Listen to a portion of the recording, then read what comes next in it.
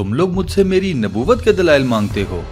दलाइल छोड़ो, मैं तुम्हें आदो समूद की कौमों के मुर्दे जिंदा करके दिखा सकता हूँ। ये अल्फाज उस बदबख्त शख्स के हैं कि जिसका नाम तारीख में खत्म नबूवत के अकीदे के खिलाफ उठने वाले चंद बड़े नामों में से एक है। इस एक शख्स ने हजारों मुसलमानों को ईमान की दौलत से महरूम कर दिया। अस्सलामु अलैकुम दोस्तों, स्टूडियो वन की एक और मुनफरिद इल्मी और मालूमाती वीडियो में आप सबको खुशामदीद। दोस्तों, ये झूठा नबूवत का दावेदार कौन था और इसने कैसे कूफा के लोगों के सामने आद व समूद के मुर्दे जिंदा करके दिखा दिए, ये तमाम तफसीलात बताने से पहले हम आप सब दोस्तों से गुजारिश करते हैं कि जिन दोस्तों ने अभी तक हमारे चैनल को सब्सक्राइब नहीं किया वो ज़रूर सब्सक्राइब कर लें। ये बनु उमैया का दौरे हुकूमत था। हश्शाम बिन अब्दुल मलिक मुसलमानों के अमीर के तौर पर हुकूमत कर रहा था। हश्शाम बिन अब्दुल मलिक ने खालिद बिन अब्दुल्ला कसरी को कूफा का गवर्नर नामजद कर दिया। खालिद जब कूफा आया तो इसके साथ इसका एक खास गुलाम भी था। इस गुलाम का नाम था मुगीरा बिन सईद अजली। मुगीरा एक निहायत परहेजगार और इबादत गुजार शख्स था। वो इमाम बाक़िर रज़ी अल्लाह तआला अन्हो का शागिर्द भी था। मुगीरा अक्सर इमाम बाक़िर रज़ी अल्लाह तआला अन्हो के पास आता जाता रहता। इसने इमाम बाक़िर से कई उलूम भी सीखे।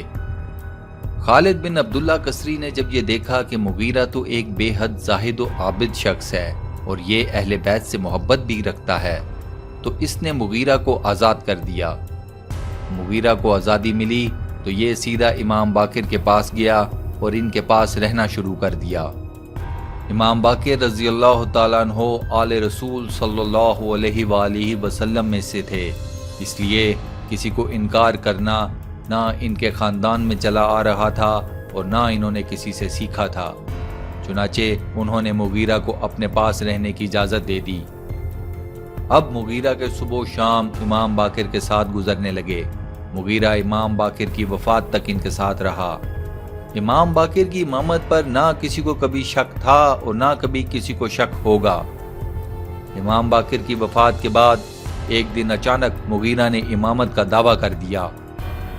इसका कहना था कि इमाम बाक़िर दुनिया से पर्दा फरमाने से पहले इसे अपना नायब नामजद कर गए हैं और उन्होंने अपनी इमामत का सारा फैज़ भी इसे मुंतकिल कर दिया है। दोस्तों, क्या मुगीरा बिन सईद की अहले बैत से मोहब्बत का दावा सच्चा था या झूठा? अपना जवाब हमें कमेंट सेक्शन में ज़रूर बताएं। इमाम बाक़िर रज़ी अल्लाह तआला अन्हो की सोबत में रहने की वजह से मुगीरा अंदाज़े गुफ्तगू सीख गया था। इसकी गुफ्तगू बड़ी सहर अंगेज़ होती, इसे लफ्ज़ों के इस्तेमाल का ढंग आता था। कूफा के लोग इसकी बातें बड़े गौर से सुनते और फिर कुछ लोग इसके मुतक़िद हो गए और इसे वाकई में इमाम बाक़िर का फैज़ याफ्ता मानने लगे। मुगीरा की शोहरत कूफा शहर में फैलने लगी और साथ ही इसके मुरीदैन की तादाद में भी इजाफा होने लगा। जब मुगीरा ने अपने झूठ को कामयाब होते देखा तो फिर एक दिन इसने अपने मुरीदैन के सामने नबूवत का दावा कर दिया। इसने ऐलान करवाया कि अल्लाह ताला ने इसे मनसब नबूवत से सरफराज कर दिया है और वही के ज़रिए इसे इस्म आज़म भी सिखाया है। इस इस्म आज़म की बदौलत वो दिलों के हाल जान लेता है, लश्करों को पसपा कर सकता है। ना सिर्फ ये बल्कि इस इस्म आज़म की बदौलत वो मुर्दों को भी जिंदा कर सकता है। मुगीरा के इस ऐलान ने कूफा शहर में हलचल मचा दी। अब लोगों के लिए मुगीरा के आखिरी दो दावों का इम्तहान लेना थोड़ा मुश्किल काम था। चुनाचे ज़्यादातर लोगों ने यही सोचा कि मुगीरा के पहले दावे कि वो दिलों के हाल पढ़ लेता है, इसका इम्तहान लिया जाए। इन्हीं लोगों में एक शख्स था जिसका नाम था मोहम्मद बिन अब्दुल रहमान अबी लैला। अब्दुल रहमान ने अपनी खादमा को 2 दिरहम दिए और इसे कहा कि फलां बाजार से मछली ले आओ, आज मेरा मछली खाने को दिल कर रहा है। खादमा ने अब्दुल रहमान से 2 दिरहम लिए और बाजार की तरफ निकल गई। खादमा के जाने के बाद अब्दुल रहमान ने अपने साथ एक बसरी तालिब इल्म को लिया और मुगीरा बिन सईद के घर की तरफ चल पड़ा। जब अब्दुल रहमान मुगीरा के घर पहुंचा तो ये बदबख्त घर पर ही मौजूद था। सलाम दुआ हुई तो मुगीरा ने फौरन कहा, मैं जानता हूं तुम मेरे पास क्यों आए हो। اس سے پہلے کہ تم میرا امتحان لو میں خود ہی تمہیں تمام تفصیلات بتا دیتا ہوں۔ مغیرہ نے آگے کہا کہ میں جانتا ہوں تم نے اپنی خادمہ کو 2 درہم کیوں دے کر بھیجا۔ میں یہ بھی بتا سکتا ہوں کہ تمہارے کہنے پر وہ کس خاص بازار گئی ہے۔ میں تو تمہیں یہ بھی بتا سکتا ہوں کہ تمہارے والدین نے تمہارا نام محمد کیوں رکھا تھا۔ پھر مغیرہ خود ہی کہنے لگا کہ تم نے اپنی خادمہ کو 2 درہم دیے کیونکہ تمہیں آج مچھلی کھانی ہے اور وہ مچھلی خریدنے فلاں بازار گئی ہے۔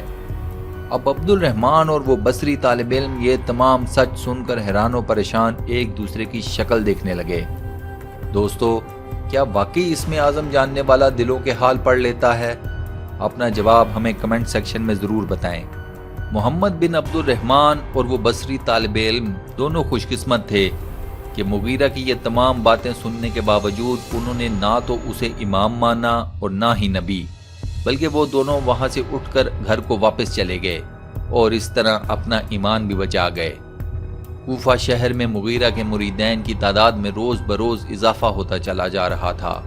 کچھ مریدین مغیرہ کو امام تو مانتے تھے مگر اسے نبی کا درجہ دینے کو تیار نہ تھے، مگر کچھ نہایت کمزور ایمان کے لوگ مغیرہ کو نبی بھی مان بیٹھے۔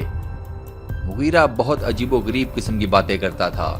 وہ اس بات کا قائل تھا کہ اللہ تعالیٰ انسانی صورت میں نور کا ایک پیکر ہے، اس کے اعضاء حروف تہجی کی صورت پر ہے، اس کے دل سے حکمت کے چشمے پھوٹتے ہیں، تمام الہامی کتابیں اللہ تعالیٰ کے لباس سے وجود میں آئی ہیں۔ اسم اعظم کو اللہ تعالیٰ نے تخلیق کیا اور پھر یہ اسم اعظم ایک نور کا تاج بن کر اللہ تعالیٰ کے سر مبارک پر آ گیا اور پھر یہی اسم اعظم اللہ تعالیٰ نے وحی کے ذریعے اسے سکھایا ہے۔ نعوذ باللہ من ذالک۔ مغیرہ کی یہ عجیب و غریب باتیں لوگوں کے لیے ایک نئی چیز تھیں، چنانچہ وہ بے وقوف لوگ اس کے فریب کا شکار ہوتے چلے گئے۔ پھر ایک دن مغیرہ کو کوفہ کے لوگوں نے کہا کہ ہمیں عاد و سمود کے مردے زندہ کر کے دکھا۔ مغیرہ کوفہ کے لوگوں کی ایک بڑی تعداد کو عاد و سمود کے درمیان موجود علاقے میں لے گیا جہاں عاد و سمود کے باسیوں کی قبریں تھیں۔ مغیرہ نے وہاں کھڑے ہو کر کچھ پڑھنا شروع کر دیا، پھر ایک دم اس نے اوپر آسمان کی طرف دیکھنا شروع کر دیا۔ ادھر مغیرہ یہ سب کر رہا تھا کہ اچانک قبروں پر سے ایک عجیب قسم کا دھواں اٹھنے لگا۔ پھر اس دھوئیں میں لوگوں نے دیکھا کہ ٹڈیوں جیسے چھوٹے چھوٹے جانور قبروں پر اڑ رہے ہیں۔ تھوڑی دیر بعد وہ جانور غائب ہو گئے۔ مغیرہ نے یہ شوبدہ دکھا کر لوگوں سے کہا کہ یہ چھوٹے جانور ان لوگوں کی روحیں ہیں جو ان قبروں میں دفن ہیں۔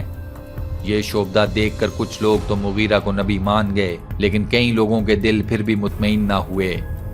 مغیرہ کوفہ کے لوگوں کو گمراہ کیے جا رہا تھا۔ لوگ 2 گروہوں میں تقسیم ہو چکے تھے۔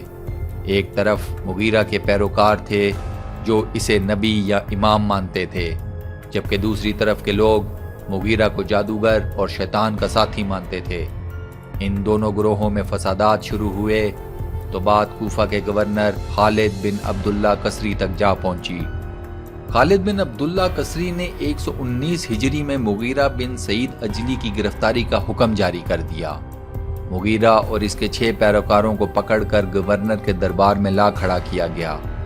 دربار میں کوفے کا قاضی اور علماء کی ایک بڑی تعداد موجود تھی۔ خالد نے خود مغیرہ سے سوال کیا کہ کیا وہ نبی ہونے کا دعوے دار ہے؟ مغیرہ نے جواب دیا کہ ہاں، اس بات میں کوئی شک نہیں کہ وہ اللہ کا نبی ہے۔ اس پر خالد نے مغیرہ کے پیروکاروں سے پوچھا کہ کیا وہ مغیرہ کو نبی مانتے ہیں؟ وہ 6 کے 6 بولے ہاں بالکل، وہ مغیرہ کو سچا نبی مانتے ہیں۔ خالد نے جب یہ جواب سنا تو اس نے فوراً حکم جاری کیا کہ مغیرہ اور اس کے پیروکاروں کو موت کی سزا دی جاتی ہے۔